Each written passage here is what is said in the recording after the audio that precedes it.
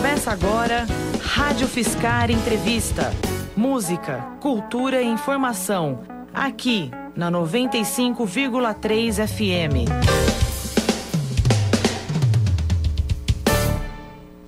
Olá a todas e todos. Estamos iniciando a mais uma série de entrevistas aqui nos estúdios da Rádio UFSCar. Dessa vez, nós dedicamos essas entrevistas à condição de mãe, a discutir a maternidade, não é? E para desenvolver essas entrevistas, nós convidamos professores, pesquisadores, advogados, médicos, enfermeiros, enfim, pessoas que estão envolvidos com a questão da maternidade. E essas pessoas vão falar para todos nós sobre a condição de mãe. Afinal, qualquer um de nós que chegou aqui nesse belíssimo planeta, obviamente que passou por uma mãe, não é? E nós estamos recebendo para a nossa primeira entrevista desta série a simpática doutora Elizabeth Burhan, professora doutora do Departamento de Psicologia aqui da Universidade Federal de São Carlos, a quem eu já tive o prazer de entrevistar no programa Em Resumo, não é? E nós vamos conversar hoje um pouco a respeito da questão da maternidade. Professora, muito obrigado por aceitar o nosso convite. Bom dia, muito obrigado pelo convite. Bueno, a primeira pergunta que eu vou te pedir para responder, tecer considerações para nós e para os nossos ouvintes é o seguinte: discorra um pouco sobre a diferenciação da maternidade entre os animais não racionais e os humanos, animais racionais, com distintos graus de racionalidade, mas animais racionais. Certo. Acho que tem muitos estudos tentando entender esse contínuo, né, de habilidades físicas, cognitivas, emocionais, afetivas em diferentes espécies. Não seria a minha área de conhecimento maior, mas acho que realmente a questão é contínua. Então, por isso que a gente acaba estudando muitas emoções, comportamentos em espécies animais, para tentar nós entender um pouco melhor também, isolando algumas variáveis. Então, acho que é um processo mais simples, no geral, para os outros animais do que para o ser humano nesse momento. Simples, entre aspas, porque eles moram no mesmo mundo que nós. Mas eles têm uma variedade menor de comportamentos do que nós temos, que afeta, obviamente, a maternidade. Então, acho que por aí. E sabe que, enquanto tu estava respondendo, eu me lembrei de uma coisa. Os animais, supostamente, eles não se projetam na sua prole, não é? E, diferentemente, a condição de maternidade humana também envolve, muitas vezes, questões como pessoas que não tiveram acesso, por exemplo, à educação, ou não conseguiram se realizar na profissão que desejavam, porque tiveram que fazer outras coisas. E aí, a maternidade, essa questão da projeção nos filhos, eu te pediria para discorrer um pouquinho sobre isso. Certo. Então, o ser humano tem uma expectativa de vida muito longa. Então, isso nos permite muitas reflexões sobre nosso passado, né? Às vezes a gente chama de pensamentos contrafactuais, que a gente pensa sobre coisas que aconteceram que a gente gostaria que não tivesse acontecido, que tivesse sido diferente. Perfeito. Né? Então, acho que essa projeção talvez envolve essa questão de olhar para trás, olhar para frente e tentar fazer alguma coisa de melhor para os seus filhos. Dentro de nossa criatividade, nossa imaginação, que a gente pode fazer de diferente em relação ao passado. Muitas vezes a gente fica um pouco prisioneiro do passado, né? Quem não reflete muito, quem não busca uma mudança, fica repetindo coisas que sabe fazer, sem acrescentar novo repertório, né? Então, talvez essa projeção envolve um trancamento de repertório ou, por outro lado, uma tentativa de realmente modificar. Então, acho que às vezes as pessoas ficam nervosas porque não querem ser aquilo que a mãe quer. Mas acho que, no geral, ela está aproveitando esse passado, olhando para o futuro, olhando do lado de outras pessoas e fazer um esforço dentro de suas capacidades de ajudar essa criança, né? Perfeito. E aparentemente a gente vive um mundo em que há um diálogo mais intenso entre pais e filhos, de maneira que essa projeção, ela poderá não ser uma limitação, não é? Poderá sim ser fruto da reflexão, do diálogo, e as pessoas não são obrigadas a serem aquilo que o papai ou a mamãe decidiu. Professora, eu também te perguntaria ainda o seguinte: considerando as profundíssimas transformações que a sociedade, ou que nós chamamos de mundo ocidental, experimenta aí ao longo dos últimos, 300, 200 anos, mas muito especialmente eu me refiro à segunda metade do século XX em diante, tá? Que a gente experimentou transformações muito significativas em instituições que aparentemente eram totalmente sacralizadas, não é? Eu te pergunto como essas transformações sociais, elas se refletem nas possibilidades de formas de maternidade possíveis.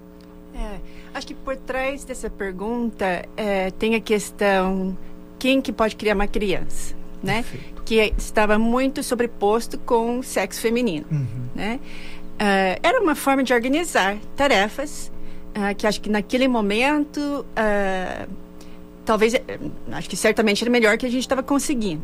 Aí a gente começou a pensar outras coisas com, né, surgimento de tecnologias novas, que cada tecnologia abre algumas possibilidades, se a gente sabe explorar e aproveitar. Então a gente teve, né, educação maciça de mulheres que faltava antes, né? Essa escolarização, como sempre, para homem e para mulher, traz novas possibilidades de trabalho, de organização do tempo, né? Então, hoje em dia nós temos menos crianças sendo criados percentualmente, né? Por casais, homem e mulher, né? União estável, casados. Caiu um 12% esse número de crianças nessa situação ao longo dos últimos, acho que 20 anos. Talvez um pouco mais. O que aumenta, então? O número de famílias monoparentais. Geralmente a mulher ainda que toma a frente, que talvez divorcia. Divórcio aumentou 60%, né?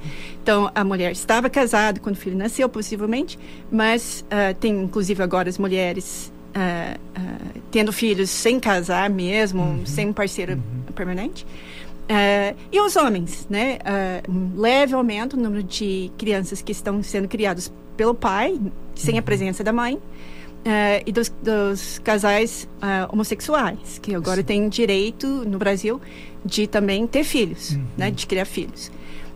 Então isso dá uma variedade, uma visibilidade para essa variedade bem maior, né? É reconhecido dentro da lei, e acho que são adaptações aos contextos, né? Dois pais trabalhando, mas eles estão trabalhando na mesma cidade.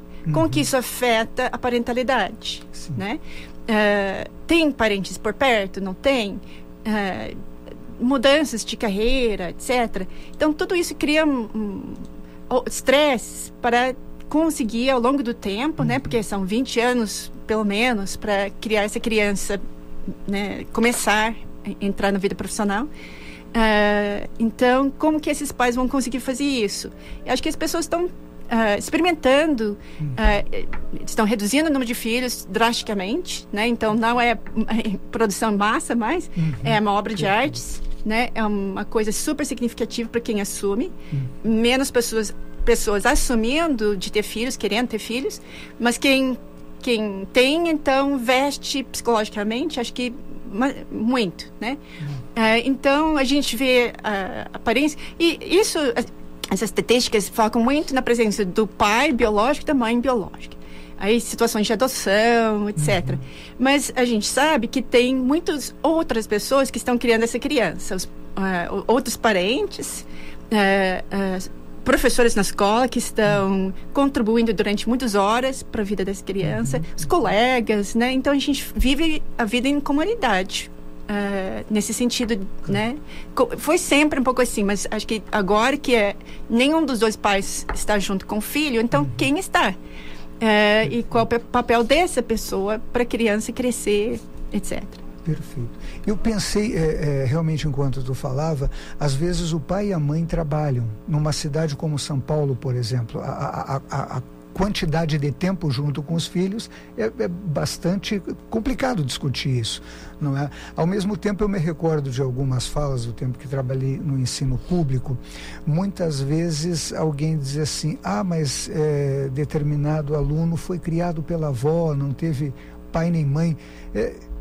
Isso não é uma sobrecarga grande demais para a mãe? Às vezes a mãe biológica realmente precisa trabalhar para que esse filho tenha o alimento, tenha o material de estudo, etc. Nesse sentido, a avó também é uma boa mãe? Sim, a gente precisa de pessoas que têm noção do que estão fazendo, têm informações, entendem alguma coisa sobre crianças, né, para conseguir nem ter que ser autoritário para conseguir coisas, que não sabem negociar com crianças, que não sabem esperar coisas do nível dessa criança de acordo com a sua idade, né? E também não negligenciar, não dar as mãos para o ar e desistir. Então faz do jeito que você quiser, que eu não me importo mais, né? Então a gente tem um grande problema historicamente, né? Não só agora, com negligência, com às vezes abuso, porque a pessoa fica frustrada, não consegue o resultado que está tentando obter e parte para outras estratégias, né? Então a gente tem agora alguns programas que estão surgindo, que estão sendo desenhados para tentar ajudar os pais nesses quesitos, né? De acordo com a idade da criança. Como que você pode trabalhar certos problemas? Todo mundo está com problema de internet, né? De abuso de internet entre as crianças, muitas horas, videogame, etc. Né? E isso é uma novidade que todo mundo tem que aprender como que eu contorno isso, como que eu lido com isso. Todo mundo dividindo ideias, mas está difícil. Então, a presença dessas outras pessoas é muito bem-vindo. É rico para as crianças ter mais de um adulto.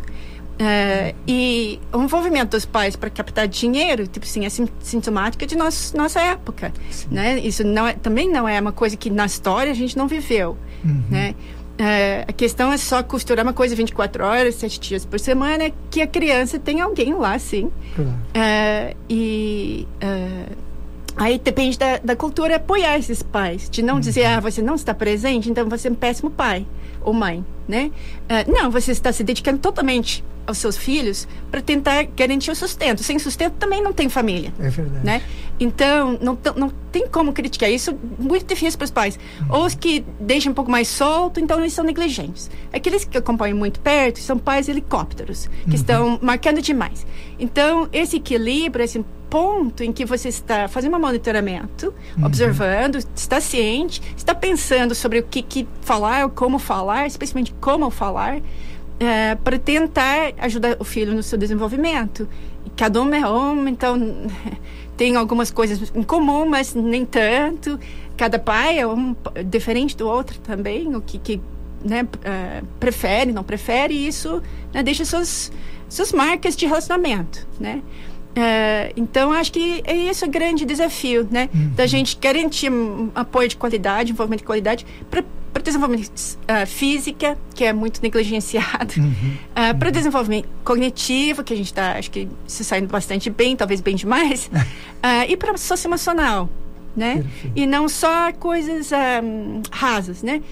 Psicologicamente relevantes, que as pessoas estão se vendo mesmo, estão se ouvindo mesmo, e não só tipo assim, botando bola para o outro, esperando o outro parar para eu ter minha vez. Claro. Né?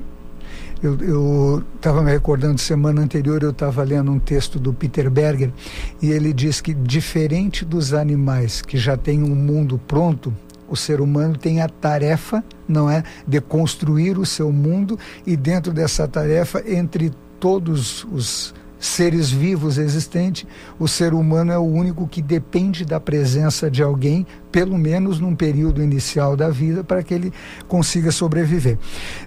Professora, eu te pergunto o seguinte, a questão da maternidade hoje, na área da psicologia e especificamente aqui onde tu atua, no programa de pós-graduação em psicologia da Universidade Federal de São Carlos. Há pesquisas a esse respeito? A questão da maternidade tem sido objeto de pesquisa mais ou menos ultimamente? Eu te pergunto como está acontecendo isso. Acho que sempre teve interesse nesse assunto faz décadas, né? E junto com isso, então, entrando a paternidade no sentido da maternidade, né? De compreender a entrada do pai nesse cenário, o que ele pode estar contribuindo, se ele se dispõe a fazer essas coisas. Acho que são duas coisas que proporcionam essa pesquisa, né? O desenvolvimento da criança, que é proporcionado por adultos.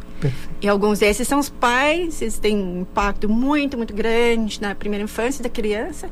Então, geralmente, nesse período, vai ter um estudo muito grande do que os pais estão fazendo e qual é o resultado para a criança, né? Acho que muitas pessoas estão estudando como a gente evita violência, né? A gente tem um laboratório LAPREV que estuda isso. No nosso laboratório a gente tenta promover o envolvimento saudável desde o início também, no laço da psicologia social, e tem muitas pessoas estudando isso em cada faculdade da psicologia, sim, né? Porque é isso que vai ter um impacto. Realmente a gente tem muitos dados mostrando, tipo assim, a infância tem muito efeito sobre a sua vida adulta.